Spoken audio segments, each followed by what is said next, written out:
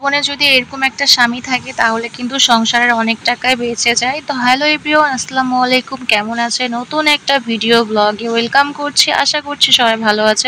শুরুতেই বলেছিলাম যে এরকম একটা স্বামী থাকলে সংসারে অনেক টাকা বেঁচে যাবে। তো কেন বলেছিলাম জানতে হলে অবশ্যই পুরো ভিডিওটির সাথে থাকতে হবে। গতকাল রাতে এত গরম পড়েছিল যে দুইটা ফ্যান ছাড়া তো থাকাই যায় না। যেদিন একটু বৃষ্টি হয় আমাদের একটা ফ্যান দিয়ে হয়ে যায়, আর তা না হলে আমাদের দুইটা ফ্যানই লাগে। তো কালকে মোটামুটি বেশ ভালোই গরম পড়েছিল, এই জন্য ভাবলাম যে ছোট ফ্যানটা সেট করি। তো সেট করতে যেয়ে দেখি এই ফ্যানের মধ্যে তারটা ছিঁড়ে গেছে, এমনভাবে ছিঁড়ে গেছে যে আর লাগানোই যাচ্ছে না, আর কানেকশন পাচ্ছে না, ফ্যানটাও চলতেছে না। তো রাতের বেলা আমি একটু হুতাহুতি করছি, তো দেখলাম যে কোনো মতো ঠিক হচ্ছে না। তো বলতেছে ঠিক আছে রাখো, আজকে আমাদের একটা ফ্যান দিয়ে চালাতে হবে, কিছু করার নাই। তো সে সকালবেলা ঘুম থেকে উঠে নাস্তা পানি শেষ করে বললো যে দাও ফ্যানটা নিয়ে আমি একটু ঠিকঠাক করে দেখি চলে কিনা।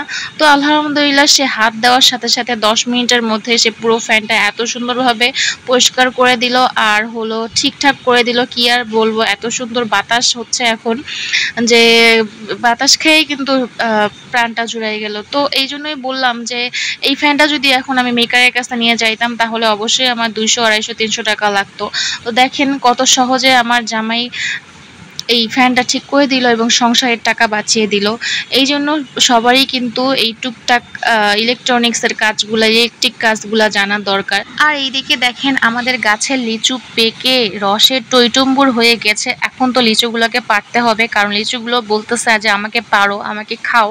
তো কিভাবে এখন পারা যায়? তো পাশের বাসায় যে আমাদের মাইশা, সে মাইশাকে ডাকলাম, বললাম যে তুমি কি পারতে পারবা কিনা, কারণ লিচু গাছটা বেশ উঁচুতে ছিল আর নিচে ছিল অনেক নোংরা।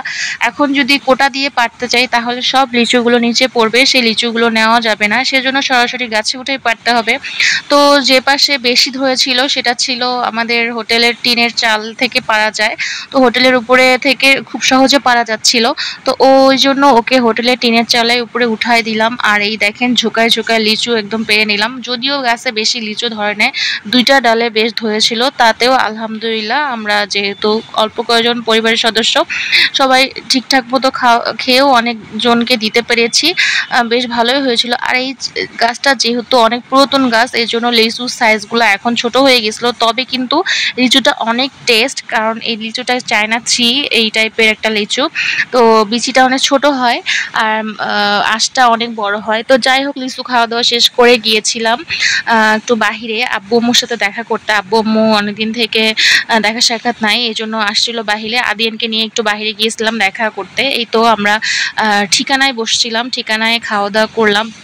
এখানে গ্রিল নিয়েছিলাম, পরোটা, লাচ্ছি, স্যান্ডউইচ, যা যা আর কি খাওয়ার সব খাওয়া দাওয়া করে তারপর বাসায় চলে আসছি। তো এই ছিল ভিডিও, কেমন লাগলো অবশ্যই জানাবেন। সবাই ভালো থাকবেন, আল্লাহ হাফেজ, লাইক কমেন্ট শেয়ার।